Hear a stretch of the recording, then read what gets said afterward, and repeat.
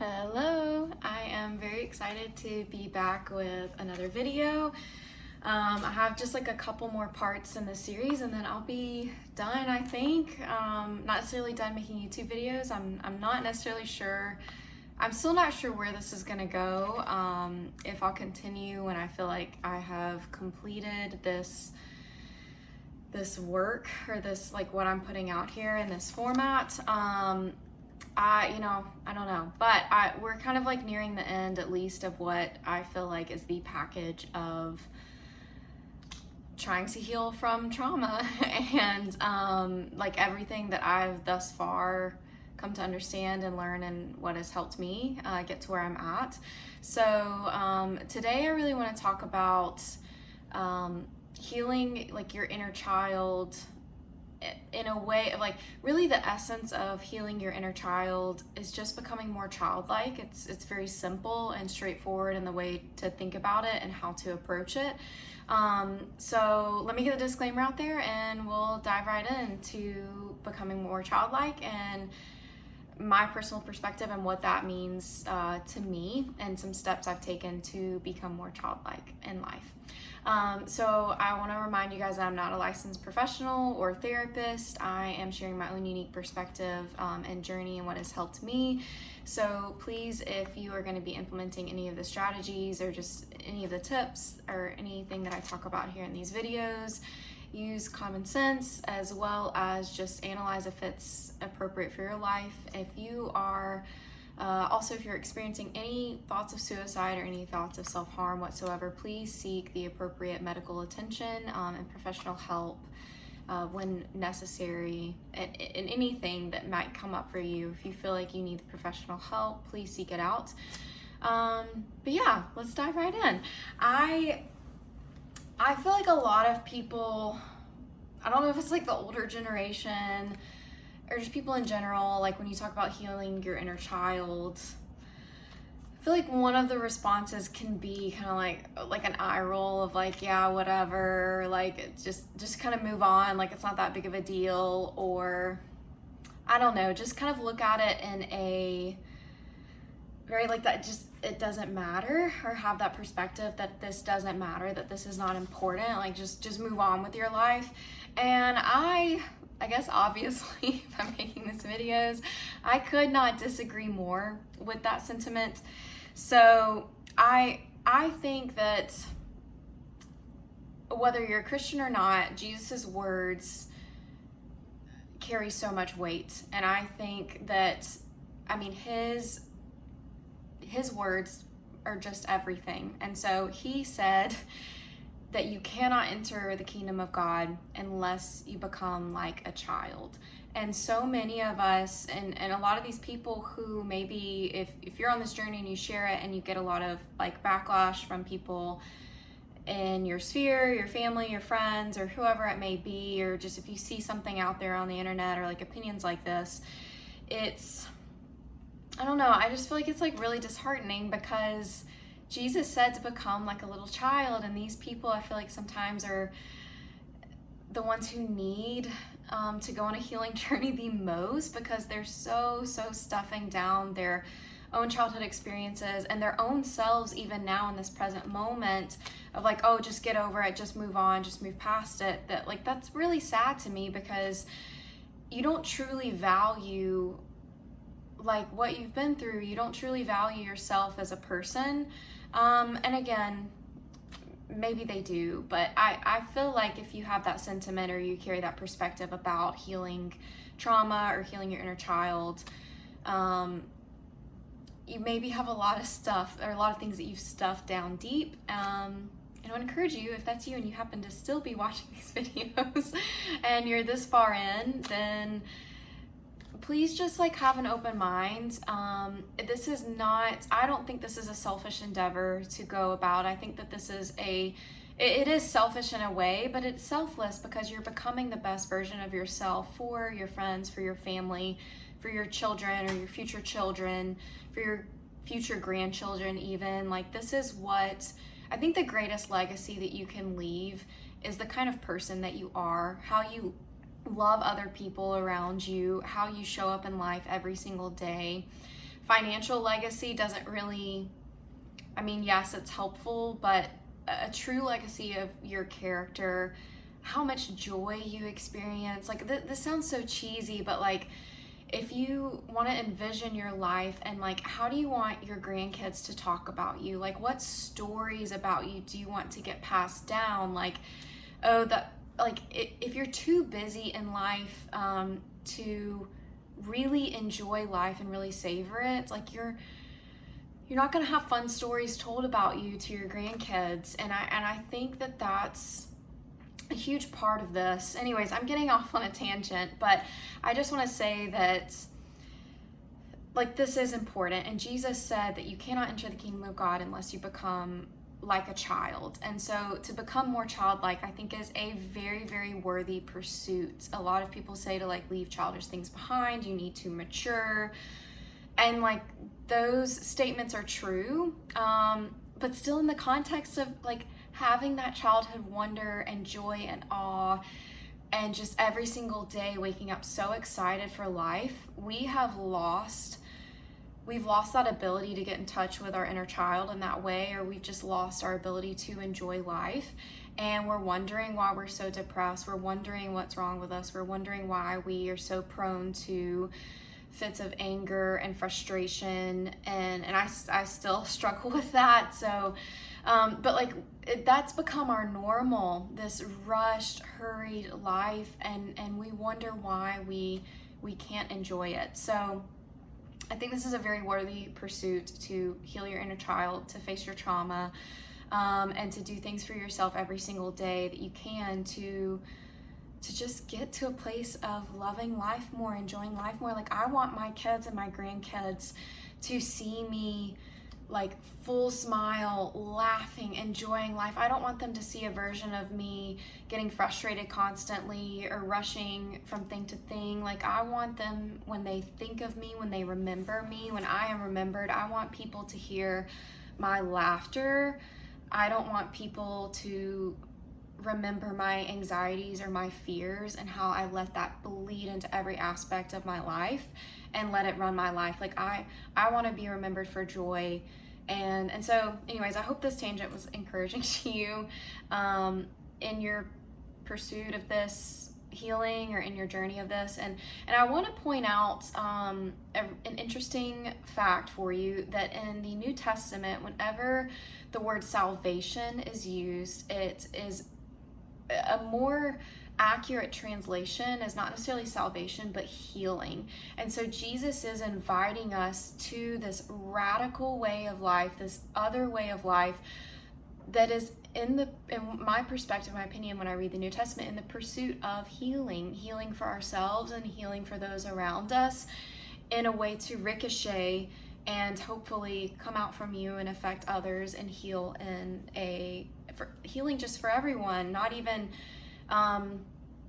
when this life is over, but I think that healing is available to us now. And I think that the Holy Spirit is our guide into that healing here and now. And I believe that the Holy Spirit has led me to all these different things. I've just simply asked, like, knock and the door will be open to you, seek and you will find. If you have a childlike curiosity, open-heartedness to this whole journey, I truly believe that God will answer your prayers and God will show up for you in a really, really beautiful way.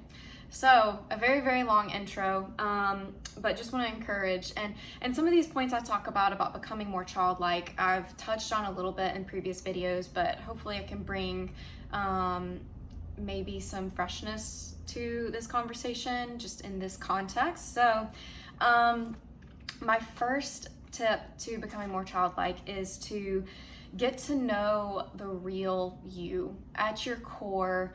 Kind of go back to your childhood and get to know that person again, because throughout our lives, a lot of us, not all of us, will sort of, again, to get the most love from the people around us, we start to learn that we need to shapeshift, we need to people please, we get the disease to please, and we have all these roles that we start playing, all these different versions of ourselves that we develop, all these different personalities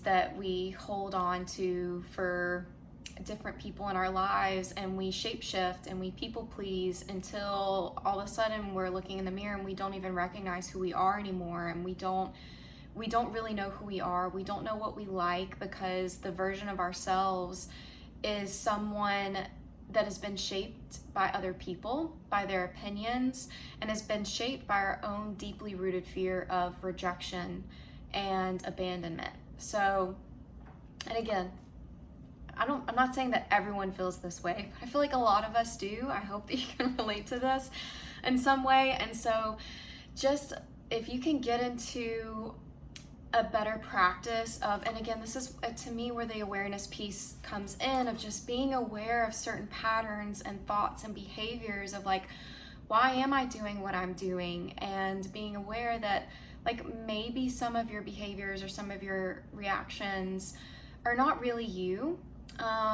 They are just a version of yourself that you've created to please other people. So, easier said than done, but let go of that fear of rejection. Let go of all of the role playing that you're doing in your life, and you will start to reacquaint yourself with your childhood wonder when you do this. So I think it's important to go back into just to explore the things that you were interested in as a kid, whether that was little things like drawing or dancing, or I don't know, it could be some weird obscure niche thing that you were into, and maybe dabble in that a little bit now as an adult. And this also, it not only reacquaints yourself with some things that just bring you genuine joy potentially in life. I feel like this is a very experimental process.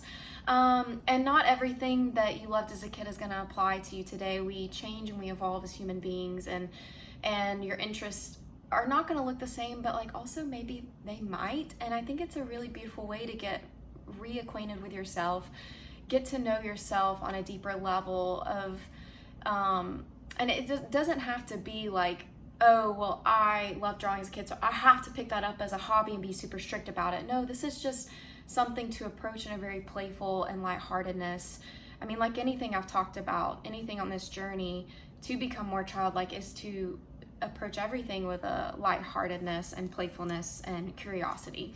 So I want to encourage you just to genuinely explore the real you, and try to let go of the perception of you, of how you are perceived by other people and what other people think about you. Again, easier said than done, but just over time, the more you're aware of these concepts, the more that you're in tune with yourself and what you really desire and want out of life, and not what is expected of you, or doing things or acting a certain way or speaking a certain way just because it's what's expected of you, and because you're making yourself more palatable to other people, or you're just doing things that you think that they want to see you do, or you're saying things that you think that other people want to hear you say.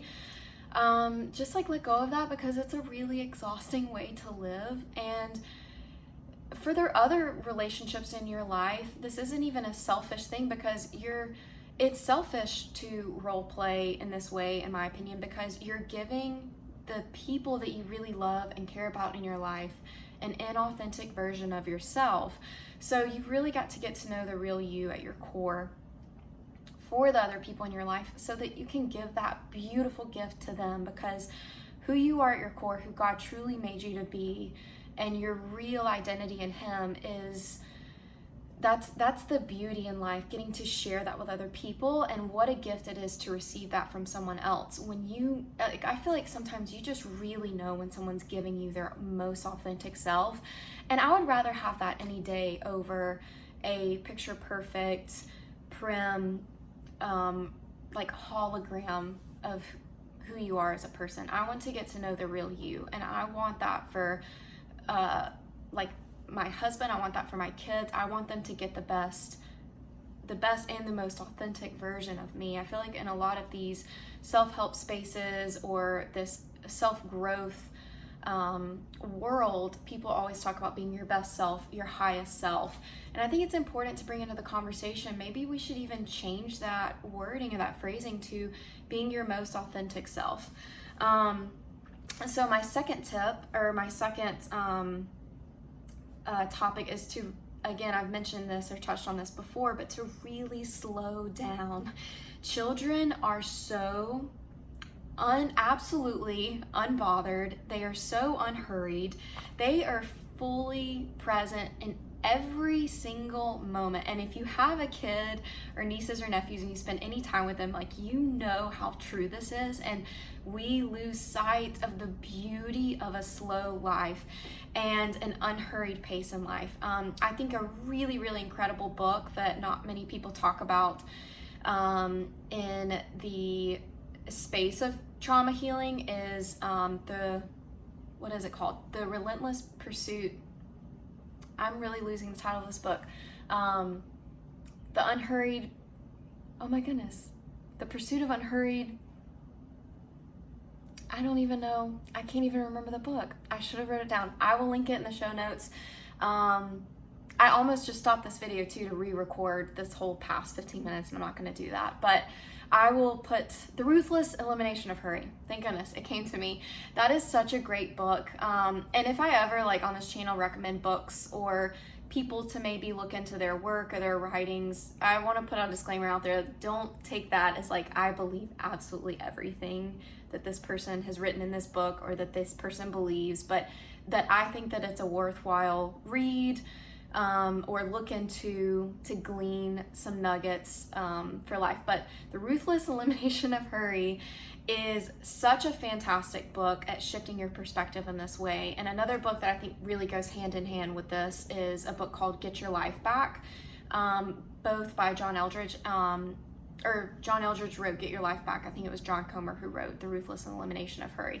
Those two books, read them back to back. They're fantastic and so inspiring and so, like, to me, just a lighthearted read. It's not like the super heavy of like all these things you have to do to try to become a better person or get out of this rut in your life.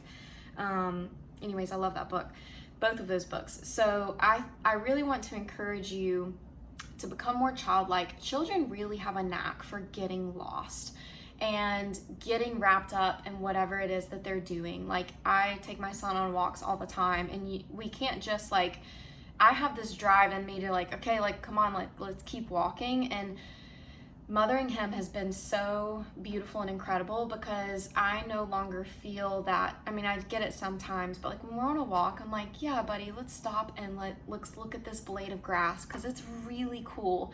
This is really freaking cool. How did this get here? Look at the design. It has so much life around it. It's almost like a mini tree, and oh, look, an ant. And yeah, like, you want to pick, he loves flowers. Like, let's pick that flower and let's look at it and let's spin it, and just, oh my gosh, what a beautiful gift children are to anchor you in the present moment. I love being a mother, and I love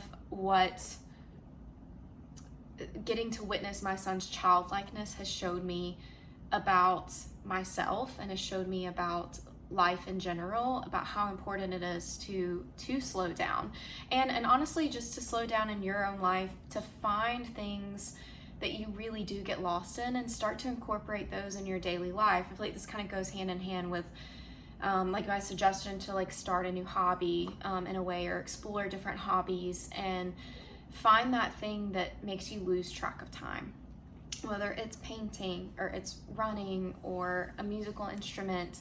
That, like, there's so many different things that you can get lost in, and just the more you incorporate those in your life, just the better. And I probably should have put this at the first of the video. This is going to be my longest video yet. I'm just going to go until I'm done talking. And if you're here still, and if you're here at the end, thank you.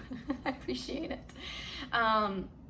My third tip or topic is to, and again, I've already talked about this a little bit, but have that playful curiosity and wonder over every single thing in life. Like, not just learning new information about our world, or learning new information, or even sightseeing or nature. Like, for those things, absolutely, yes, of course, but like truly let that wonder seep into every single aspect of your life.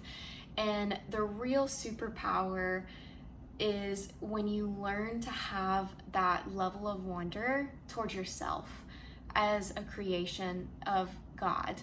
The one true God made you, made me. And I think it's time that we, like children, I genuinely think children, and I don't know how controversial this is going to be, but whatever, I'm going to put my beliefs about this out there. I don't think children at their core are thinking about how bad they are or what awful people they are. Like I hope that children don't think that. And I think that when children think that, it's because they're being told that. And we maybe in our childhoods or at some point in our life, whether we heard a specific philosophy or whatever, we're constantly told about how bad we are, how we cannot trust ourselves. And I feel like it's just this perspective where we look so down on ourselves and we're constantly beating ourselves up. And it's like, how in the world is that serving us, or how is that serving any of us? And my beliefs have really shifted a lot on this, of just like realizing how worthy I am of love, that I am not a piece of garbage, like that I really am. I'm worthy. So I think it's important for us to all look at ourselves that way. Like children look at themselves. Children aren't even really analyzing these concepts or thinking about things in terms of good and bad. I really believe that children they just are. They're just living in this moment and they're simply just doing. And so let's maybe give ourselves some grace and get into that graceful perspective like children have. They're just like, I don't think that children really know good from evil. I don't think they have the knowledge of that. They are simply just existing and being. And yeah, so that is something that I have had a really hard time learning, or I guess you could say unlearning, that perspective that you are really bad, that you are nothing better than garbage. And again, I'm not really sure where this came from, because my parents didn't teach me this. They didn't speak to me in that way. So I don't know where I picked this up from. And if you're sitting here and this resonates with you, who cares where we picked it up from? But I think it's time to let it go. Number 4 with children is becoming more childlike, is don't hoard up your emotions. Give yourself permission to feel. Like, and I've talked about this in the previous videos of like letting your emotions out and not letting them just like hoard up inside of you and cause a lot of tension and issues in your body where you're storing all this trauma. Let it out. Like children, the moment that they are overstimulated, they start to get overstimulated, or they start to get really upset about something not getting their way, or not being able to do something they want to do, like run around with a knife, or just like whatever it is, they throw a tantrum, they fall on the ground, they flail themselves around, they get all the sensations out of their body. And something, a parenting practice I've started doing with my son, or like I started looking into conscious parenting, gentle, respectful parenting. I don't really like labeling it or putting terms on it, because I feel like when you say something, then people automatically assume all these things about you, or about how you think or believe, or how you parent. So I've tried to steer clear of using definitions, or like words that have a lot of baggage with them, or a lot of different meanings that people automatically assume things. So anyways, but when I started doing like conscious parenting and really looking at like just letting my son experience those emotions and not trying to fix him or fix the emotions or get him out of that state, like just letting him kind of ride the wave and being there to support him and love him through it.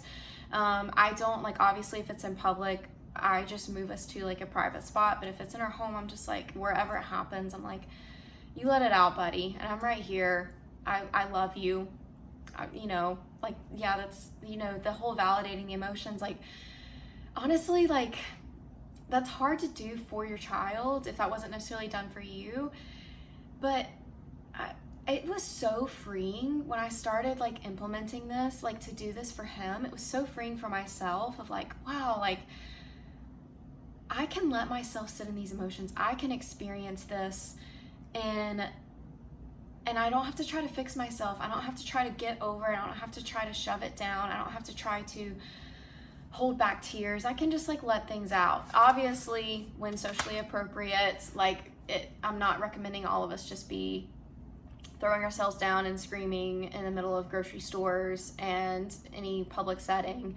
Obviously do it in an appropriate way and do it in a way that feels right to you. Like I don't want to lay on the ground and flail around. I don't do that when I like let emotions out. I have things that I feel comfortable doing, and anyways, just start to explore that for yourself. So number 5, my tip of being more childlike is to get uncomfortable. And I feel like this is a little bit of an unconventional recommendation to being more childlike, but if you observe a child, they are getting out of their comfort zone constantly. I feel like toddlers even just are trying to get injured in new ways. Like, what? Oh, this is such an exciting day. What new ways can I try to get injured and hurt myself? I don't really think they're thinking that, but it's fun to laugh about because that's kind of how it seems. Like, just because they're just so new and they're exploring and they're comfortable with getting uncomfortable, or at least like my son is, or a lot of kids that I see are, if they're truly allowed to be uncomfortable or experience dangerous things like safely or as safe as possible. Because a lot of parents, I feel like, will stop their children from like getting any sort of just getting out of any comfort zone. Parents will stop their kids because they want to keep their kids safe, which makes sense, obviously. But I think when it comes to when, as an adult, you're trying to become more childlike, the more that you can get out of your normal routine here and there and get out of your comfort zone and do things that maybe feel a little bit scary to you, the more it reinforces like your new identity, that you're always evolving, that you're always changing, you're always creating in life, you're always co-creating with God, and it reinforces your new identity, and that new identity, that you're no longer available for victimhood, that you can do new things, you can do things that are scary and uncomfortable, and you can push through. I mean, think about, if you're watching this video, you've probably been through some things in your life. Think about the strength that you have. Like, just look at what you've gone through. You have so much strength within you because you've gone through that. But now you're in a place where you're trying to maintain safety in your body and your life. And you don't want to be uncomfortable. You don't want to get out of your comfort zone. You don't want to try new things because you want to stay safe. You've already been through so much. But I feel like if we can just like make that tiny little bit of commitment to ourselves to do something new, maybe a little bit scary, maybe slightly just uncomfortable for us, then that is really, really a beautiful thing, because you will find, I promise you, you will find more strength in you that you didn't realize that you had. Because a lot of us on this journey are living, or past parts of ourselves or current parts of ourselves, we're living in this place of so much fear because we don't want what happened to us to happen again.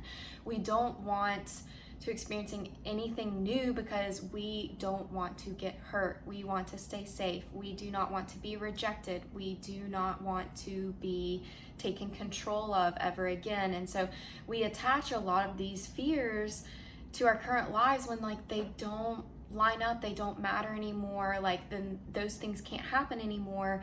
We've got to find new ways to communicate that to ourselves and to our bodies.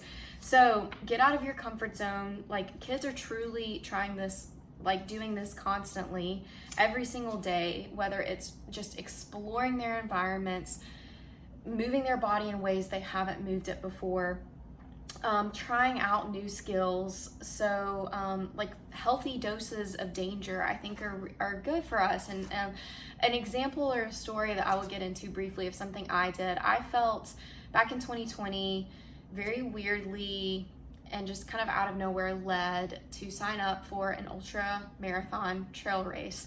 And I'd been into running in high school. I'd ran 2 half marathons, and the longest distance I'd ever ran before in my entire life was 15 miles. And that was in high school. So this was like 2020. So this was years and years later.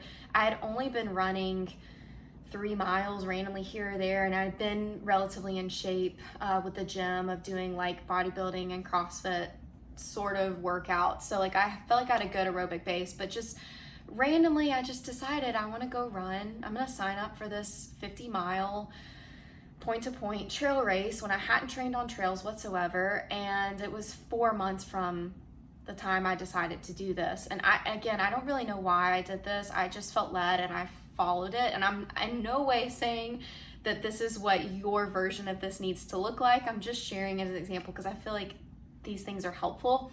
And holy moly, did I really get to know myself. Like I went through so many emotions in that day, and I went through so much life in that day. And I'm not endorsing, I think that people who pursue or seek out pain, like I guess if any of you know David Goggins, I think that sort of mentality is actually really unhealthy and is a sign that you have not addressed your trauma, and is more so trading one addictive, like an addictive personality, just going from one addiction to another extreme of like being addicted to danger and pushing your body to the absolute limits. So I will say that, but I will say it was very, very beneficial for me. And afterwards I was able to be like, okay, I did it, and I feel like I gained what I needed to gain from it.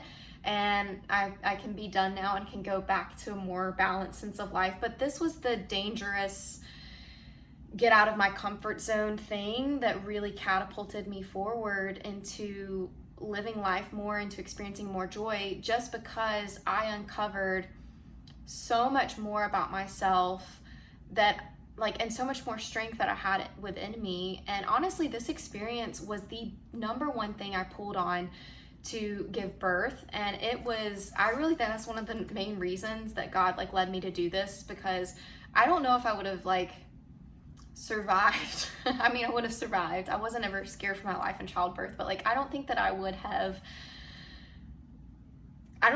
done the natural childbirth that I did if I didn't have this experience to glean on of okay, I did this. I went through hell for 12 hours. I got in the pain cave and I came back. I went through some really low lows, and I went through some really low lows in labor, and I was able to be okay, this experience, I pulled myself out of it.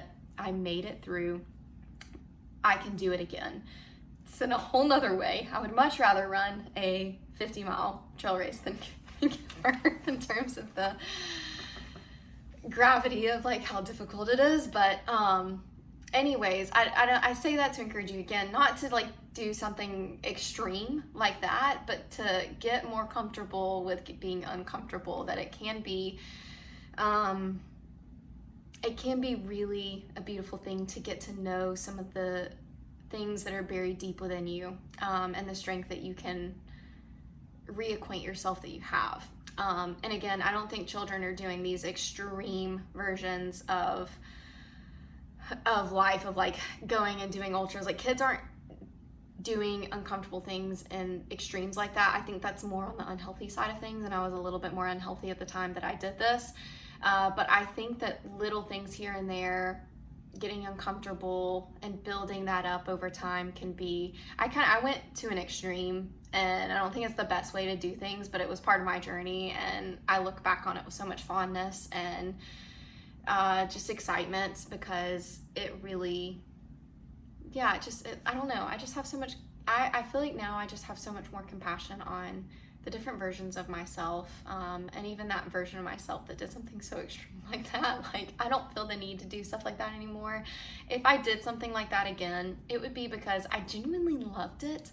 I love being on trails and in the woods, and I love running down a trail.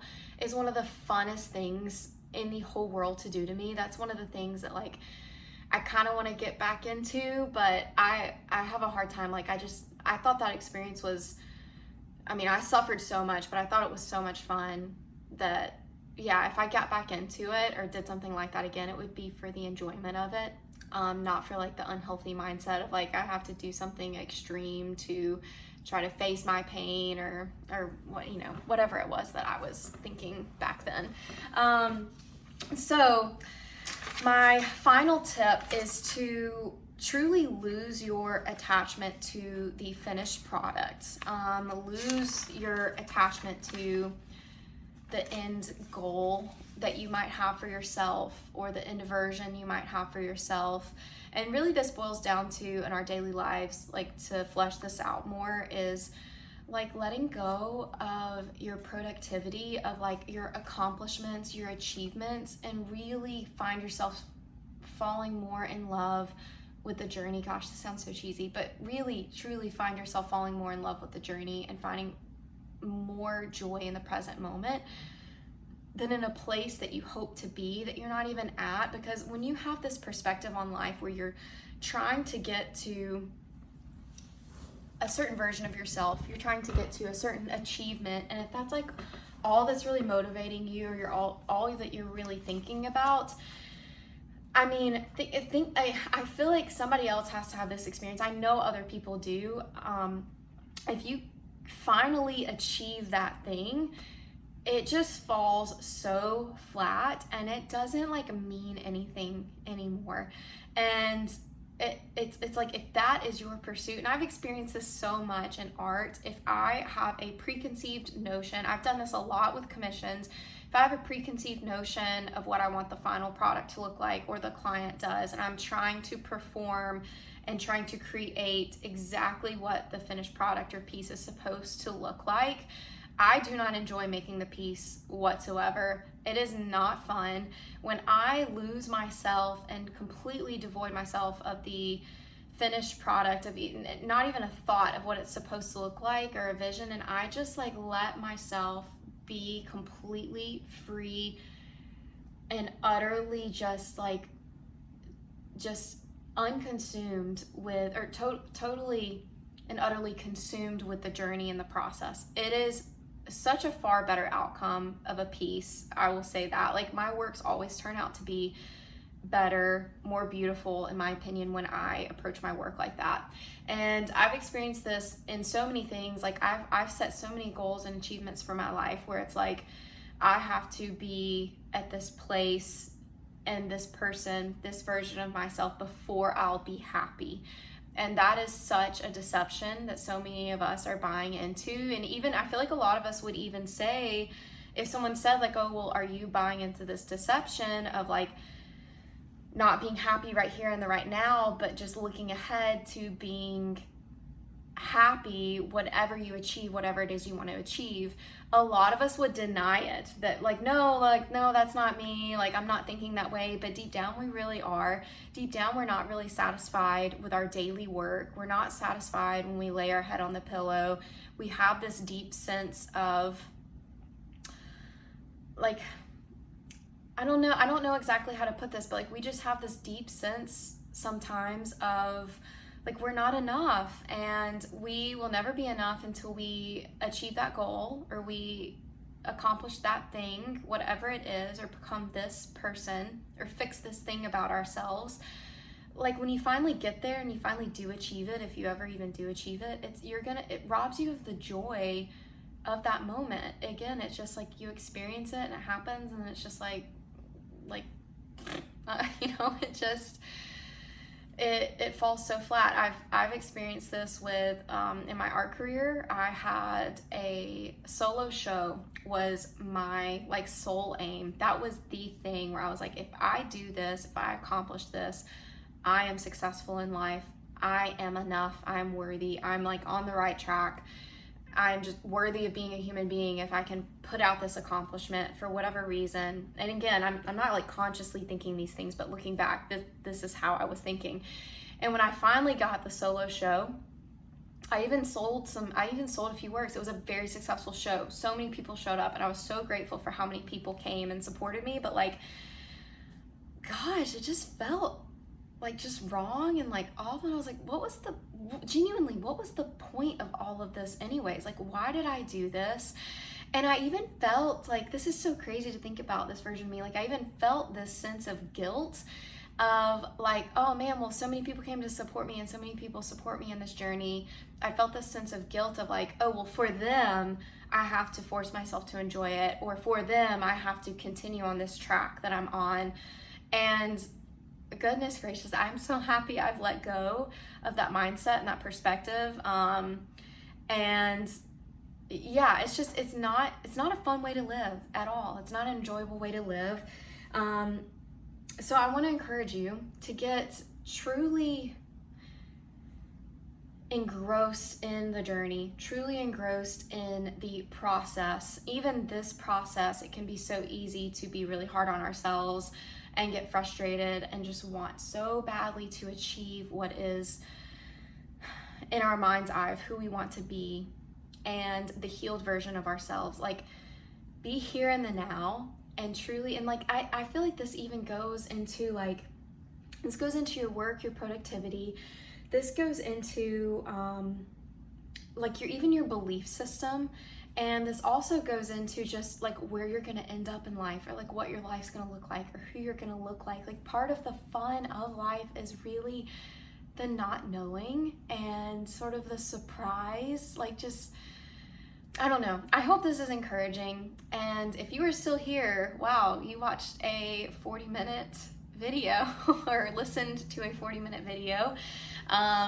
Well done, you, listening to long form content. I feel like that's just like not easy to do, and that's kind of why I'm making this video. Is I am hungry for long form content, and I want to put this out there for people who are hungry for the same thing, and I don't, and this is like double the length of most of my videos. So I don't want to put time constraints on it. I want this to feel like we are getting coffee and we're slowing down like on the internet, and we are truly just having conversations that are really important and getting more in touch with our intuitive, childlike nature that is within each and every single one of us. So I, again, would love to know your thoughts on these videos. I'd love to know your thoughts on these videos, or these tips that I shared in this video, and what you thought about it.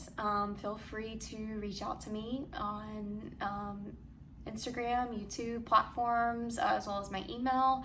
I will, like I said in the show notes, put, or the video notes, put the 2 books that I recommended to read. And would love to know if you read these books, or if you've read them in the past and what you thought about them. And maybe if it's been a while since you've read them, revisiting them, I think is so exciting to revisit great books like this. When we're different versions of ourselves, we can just glean so much more from them, or glean new things that we maybe missed the first time. So anyways, I hope you guys have an absolutely fantastic day. And yeah, good luck to you all on this journey. Please reach out with any thoughts or, I don't know, musings, and anything that you're really trying and implementing that's maybe helping you. So yeah, I'm in this video now. I hope you guys have a wonderful day.